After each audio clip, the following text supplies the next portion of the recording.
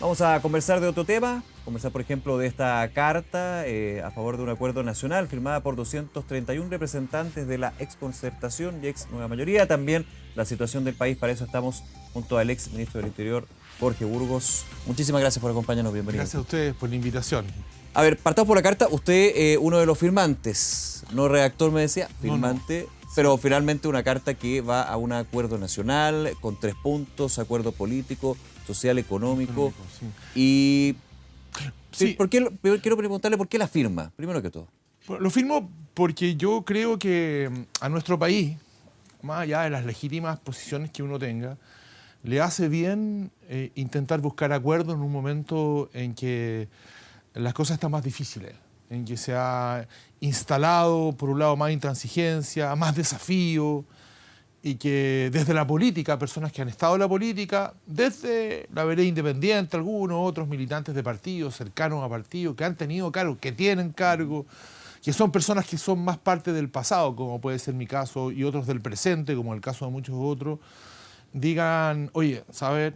Tranquilicemos un poco esto, busquemos acuerdos sobre temas fundamentales, particularmente en temas donde hay desacuerdos profundos, cómo manejamos el orden público, cómo manejamos la agenda económico-social hacia el futuro sin hacer que este país se perjudique desde el punto de vista del crecimiento. Me parece que era una buena propuesta. A mí me invitó José Antonio Viragallo, con el que tengo una relación de amistad más allá del documento. Yo le dije encantado, puede leerlo. Entiendo, una declaración, una carta que se estaba conversando desde enero, más o menos. Bueno, varios de los que aquí firmamos ya habíamos firmado un documento anterior sobre el tema de la violencia. Acuerdo, sí. Hay varios que tenemos la oportunidad de tener columnas de opinión, que habíamos venido trabajando el tema.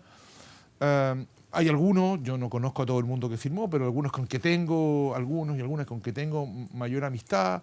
Son todas personas que están o han estado en la política, son todas personas que van desde el centro hacia la izquierda, del centro progresismo, digamos, que fueron gobiernos, algunos en el gobierno de la concertación, otros en lo de la concertación y el de la nueva mayoría, como es mi caso. Y estamos, no porque no estemos en la contingencia, vamos a estar despreocupados de lo que está ocurriendo en nuestra sociedad.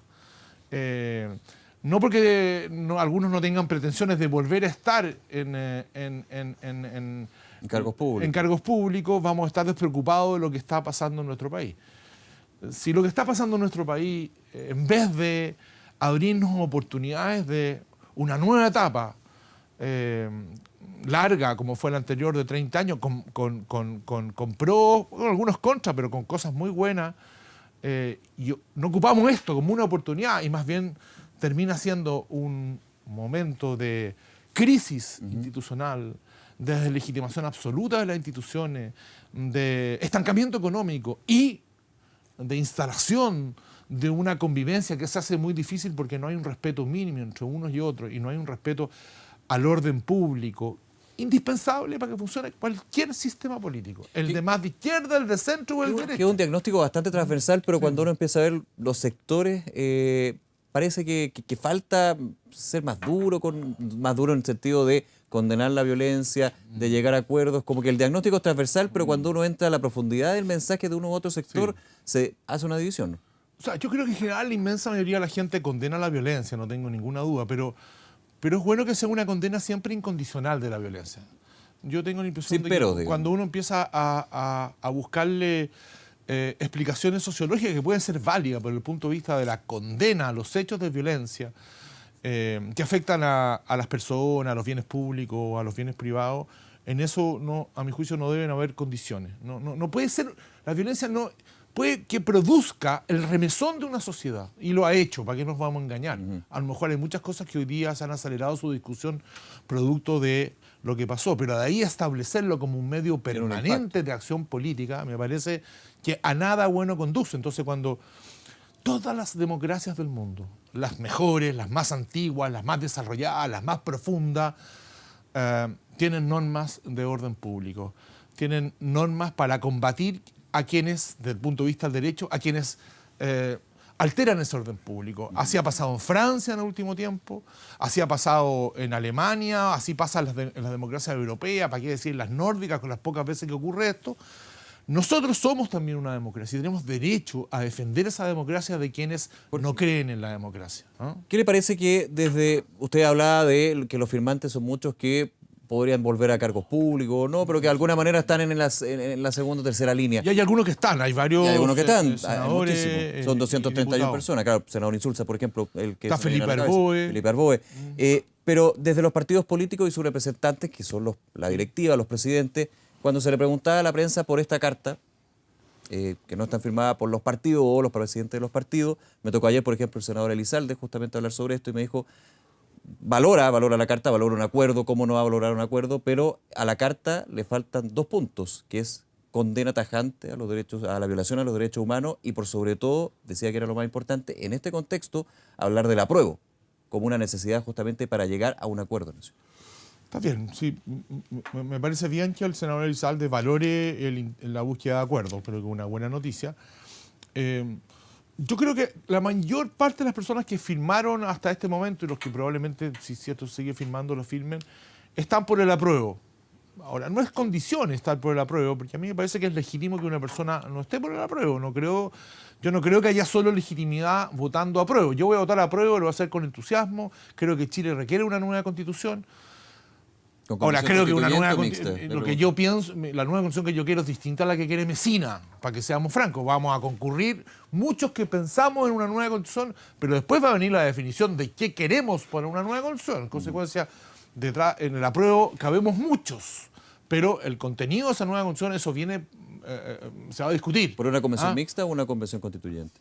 Yo tengo ahí alguna duda todavía, ¿no? Ya. De repente pienso que puede ser que sea mejor mixta, pero a mí me parece eso casi secundario respecto al tema central, que en Chile haya una convención mixta o únicamente ciudadana para discutir una nueva constitución, pero a mí el tema central es quiénes vamos a elegir para eso y qué tipo de nueva constitución queremos para Chile. Yo quiero una constitución que no sea una camisa de fuerza, y no sea un traje a la medida, que sea una constitución que le permita a quien gobierne avanzar sobre la base de sus programas de gobierno, haciendo cambios de modernización, dándole legitimidad. Pero yo no quiero una imposición de una nueva constitución.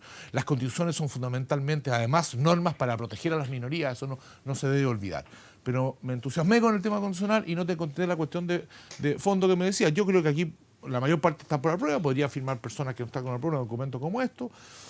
Y respecto de no condenar a los violentos, así, todas las personas que estamos aquí partimos del supuesto, porque todos tuvimos una historia, que condenamos la violación de los derechos humanos.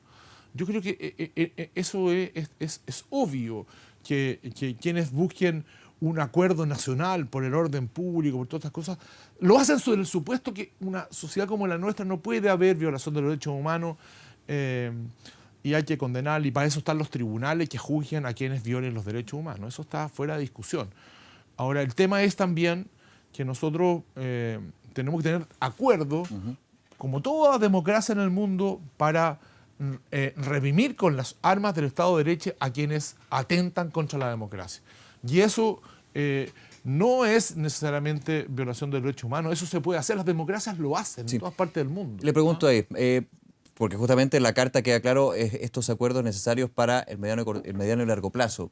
En el corto plazo, cuando se habla de la violencia, cuando se habla del orden público, restaurar el orden público, de la democracia, ¿cuáles son los acuerdos y finalmente las medidas ahora que se deberían aplicar a su juicio? Buena pregunta, porque hay que estar al otro lado del mostrador como para dar receta. A mí me tocó estar en circunstancias distintas. Yo creo que los gobiernos tienen que hacer respetar el orden público. Es una labor respecto a la cual no la pueden delegar. Es importante que una sociedad avale que se reponga el orden público, no se convierta toda una discusión, pero donde está establecido de acuerdo a nuestras normas es en el Ejecutivo y particularmente el Presidente de la República y en los secretarios de Estado que están a cargo de eso. Eso no se puede delegar. Eso tiene que irse viendo en cada momento. Carabineros y quienes están a cargo del orden público tienen que responder a ciertos elementos políticos de mantención del orden público, pero también tienen que ser capaces operativamente de crear las condiciones para que la recuperación del orden público no signifique que inmediatamente esto se establece en una denuncia de violación de derechos humanos. Es un tema súper central, y insisto por tercera vez, los todos los estados de derechos frente a situaciones de conculcación de los derechos de otros, de desórdenes graves, de pillaje, de bandidaje, lo que sea, tienen derecho y la obligación de crear las condiciones propias de un Estado de Derecho para reponer el orden público. Pero, por ejemplo, le hago la pregunta, ¿se necesita mayor control civil de Carabineros? Que es algo que está dentro de las ideas y lo que se va fraguando de alguna manera para una modernización o reforma ya profunda a Carabineros para justamente evitar esa desconfianza que se genera por la institución. Yo en todas las comisiones, grupos de trabajo de reforma a Carabineros que me ha tocado trabajar en este último tiempo, ¿no? Que son 2 ahora último y 1 antes, en todo hay consenso que se requiere mayor control civil. Ahora, en eso porque está de moda dar en el suelo a Carabineros. Yo no me quiero subir a ese carro porque yo creo que Carabineros ha cometido graves errores y ha cometido en algunos casos delitos y que tienen que ser investigados y sancionados. Pero es una institución que tiene un valor bien importante y creo que no se trata de sumarle reproches. Y a la hora de la falta de control civil no es un problema de Carabineros, es un problema de quienes hemos estado en distintos momentos. A mí me declaro reo también de eso. Nosotros, distintos gobiernos, distintos signos, desde el 90 a esta parte, apostamos a Carabineros. Y Carabineros, si tú lo comparas desde el punto de vista de persona, es casi el triple del año 90, desde el punto de vista financiero, es 3 o 4 veces más su presupuesto real. Y una apuesta que a mi juicio fue una apuesta lógica porque son que estaban en todo el país, que daba ciertos cánones de seguridad mucho mejores que en el área donde vivimos, pero que no fue acompañada de modificaciones orgánicas profundas. O sea, tener una institución de 20.000 personas como era en el 90, con un presupuesto bastante acotado, versus la que tenemos hoy día, sin haber hecho cambios orgánicos profundos, fue un error. Pero ese error no es imputable a Carabineros, sino a los civiles a quienes tomamos esa decisión. Bien, Jorge Burgos, nuevamente gracias por acompañarnos esta tarde. A ustedes, pues muchas gracias por la invitación. Hasta luego, un placer.